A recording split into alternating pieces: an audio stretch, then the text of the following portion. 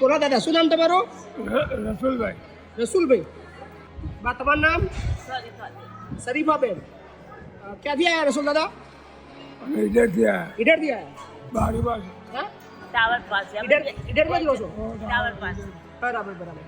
અમે 2 જણા છીએ અને કોઈ કરવા વાળું છે નહીં. મને લખવું પડ્યું છે. તમને લખવો છે? હા લખવું. હાથ કામ નહીં કરતો? ના હાથ ને પગ બેવ કામ નહીં કરતો?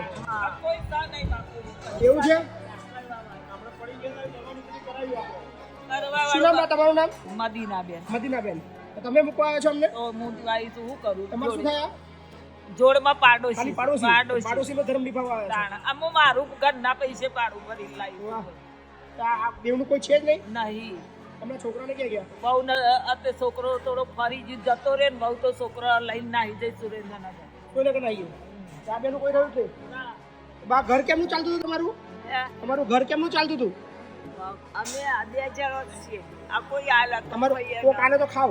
હા તમે કાકા શું કરતા હતા? કરતા જ નહીં મળતું તે આજ હા? આ મસ્જિદ નહીં આવતી. હા. મસ્જિદમાં બેહન કોક હાલત એ રહે ચવાણું નાન લાવી. અચ્છા, મસ્જિદની બહાર બે કોક આને તો ખાવ. એવી રીતે જિંદગી જીવતા હતા બા? પણ આ લખવું પડશે. ઘર પોતાનું છે કે ભાડાનું છે? ના ભાડાનું છે. ભાડાનું હતું? હા તો છે ઘર કે ખાલી કરી દીધું? 6 ગાડી હજી ખાલી કરાયું? બે ખાટલા ને થોડો વાહળો તો બીજું કોઈ નહીં. બે ખાટામાં થોડા વાળ, બીજું કશું નથી. પાડોશી ને હાલી દીધો ઈ ઓનો. સાચી વાત છે. ના બા, અહીં ગમશે ને તમને? હા ગમશે ને? હા મસ્ત રહેવાનું તમને આનું. ચિંતા નહીં, બેવું સાથે રહેવાનું. કોઈ ચિંતા કરવાની નહીં. રાજુ પેશાબ બધું અંદર થાય છે. કોઈ વાંધો નહીં, તમારા માટે વ્યવસ્થા કરી આલીશું.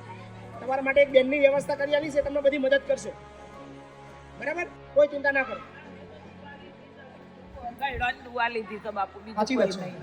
કે મારે જો પગની તો તકલીફ છે, બેસી જાઉં ને તો ઊભી નહીં થઈ શકતી, પણ આ હોય અનુ કોઈ નહીં. આમના માટે બેનની વ્યવસ્થા કરવી પડશે, કારણ કે એમને વોશરૂમ તો જવાતો નહીં, નહીં જતું. બાથરૂમ નહીં જવાતું.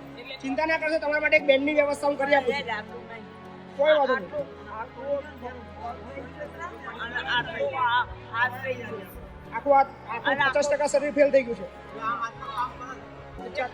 ચલાય નહીં હમણાં.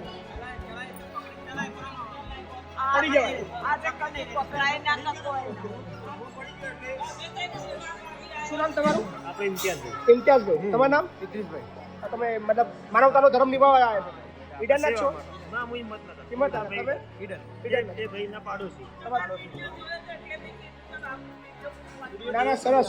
કોઈ વાંધો નહીં રસુલભાઈ, ચિંતા નહીં કરવાની હવે. બરાબર ને બેન? શરીફા બેન ને? કોઈ ચિંતા નહીં કરવાની. બરાબર? મોજ કરી સૌ રડશો નહીં જરાક પણ. હવે જે તકલીફ હતી એ જતી રહી, હવે નહીં રડવાનું. હા ને? હવે રડવાની જરૂર નહીં. આવ્યો ને એટલે ભગવાનના ઘેર આવ્યો, સમજી લેવાનું, અલ્લાહના ઘેર આવ્યો એવો મતલબ.